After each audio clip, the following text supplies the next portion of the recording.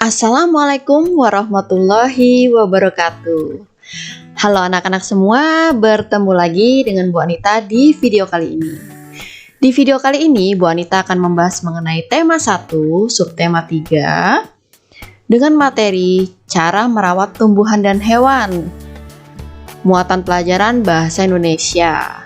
Tapi seperti biasa, kita berdoa terlebih dahulu ya. Berdoa silahkan dimulai. Berdoa selesai. Yuk kita langsung masuk ke materi. Ada banyak tumbuhan di sekitar kita. Tumbuhan sangat bermanfaat bagi manusia. Lalu bagaimana ya cara menyayangi dan merawat tumbuhan? Mari kita bahas. Yang pertama kita bahas adalah mengenai hutan bakau. Kalian tentunya tidak asing dengan hutan bakau karena di kota kita tercinta banyak terdapat hutan bakau. Kalian dapat menemukannya di beberapa lokasi tempat wisata mangrove atau bakau. Orang-orang sering menyebut hutan bakau sebagai sabuk hijau. Sabuk hijau adalah kawasan hijau yang tumbuh di garis pantai.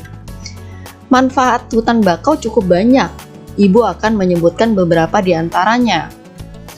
Manfaat pertama adalah hutan bakau dapat melindungi garis pantai dari pengikisan atau biasa disebut dengan abrasi. Selain itu, hutan bakau juga bermanfaat dapat meredam gelombang besar termasuk gelombang tsunami. Selain itu, hutan bakau juga sebagai tempat hidup beberapa satwa. Contohnya seperti monyet, udang, atau kepiting.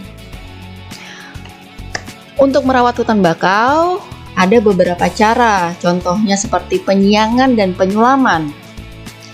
Penyiangan dilakukan untuk membasmi hama, sedangkan penyulaman adalah penggantian pohon yang mati dengan bibit yang baru atau pohon yang umurnya sama. Kita sudah membahas mengenai pohon bakau. Pohon bakau merupakan salah satu contoh tumbuhan. Sekarang bagaimana ya cara-cara lainnya untuk merawat tumbuhan ataupun tanaman? Tanaman akan tumbuh sehat apabila cukup mendapat air dan sinar matahari. Selain itu, ada beberapa cara lainnya yang dapat kita lakukan untuk menyayangi tumbuhan. Cara-cara itu antara lain melakukan penyiraman secara teratur, artinya tidak boleh terlalu sering atau tidak boleh terlalu jarang. Dan airnya pun tidak boleh terlalu banyak maupun terlalu sedikit. Kita juga harus memberikan sinar matahari yang secukupnya. Dan jangan lupa berikan pupuk. Lebih baik menggunakan pupuk yang alami. Lalu jangan lupa memotong bagian yang kering atau mati agar tidak mempengaruhi bagian tanaman yang masih sehat dan segar. Dan jangan lupa tanaman liar yang berada di sekitar tumbuhan harus dipangkas ya agar tidak berebut nutrisi dengan tanaman yang kita tanam. Selain itu, menjaga kualitas tanah juga perlu loh anak-anak dengan rutin mengganti media tanam atau mengganti tanah. Siapa di sini yang punya pohon mangga? Pohon mangga cukup sering kita temui di lingkungan sekitar kita. Pohon mangga biasanya ditanam di pekarangan rumah atau di kebun. Perawatan tanaman mangga sendiri cukup mudah. Beberapa di antaranya penyiangan, pembumbunan, pemupukan, pemangkasan, dan pengendalian hama. Ibu akan membahas satu persatu. Oke, yang pertama kita membahas mengenai penyiangan. Penyiangan dilakukan dengan cara mencabut rumput atau tumbuhan liar di sekitar pohon mangga.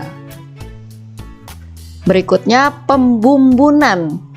Pembumbunan adalah menimbun kembali tanah yang merosot karena terbawa air. Lalu ada pemupukan. Pemupukan dilakukan untuk membantu meningkatkan kesuburan tanaman. Sekarang ada pemangkasan. Pemangkasan dilakukan secara rutin agar produksi buah mangga jauh lebih baik. Lalu ada pengendalian hama dan penyakit. Ini dilakukan dengan cara menyemprotkan pestisida dan insektisida pada tanaman. Tapi diingat ya anak-anak, penyemprotan hanya dilakukan saat hama dan serangga menyerang. Jika tidak ada hama dan serangga yang menyerang, maka kita tidak perlu menyemprotkan pestisida maupun insektisida. Tadi kita sudah belajar mengenai menyayangi dan merawat tumbuhan. Sekarang kita belajar mengenai merawat dan menyayangi hewan. Ada beberapa contoh hewan yang aman untuk kita pelihara di rumah dan ada juga loh anak-anak yang tidak aman untuk kita pelihara di rumah. Contohnya adalah hewan buas. Nah, sekarang ibu akan memberikan beberapa contoh hewan yang aman untuk dipelihara di rumah. Contohnya seperti burung, kucing, kelinci, dan ikan. Dayu juga punya hewan peliharaan loh anak-anak.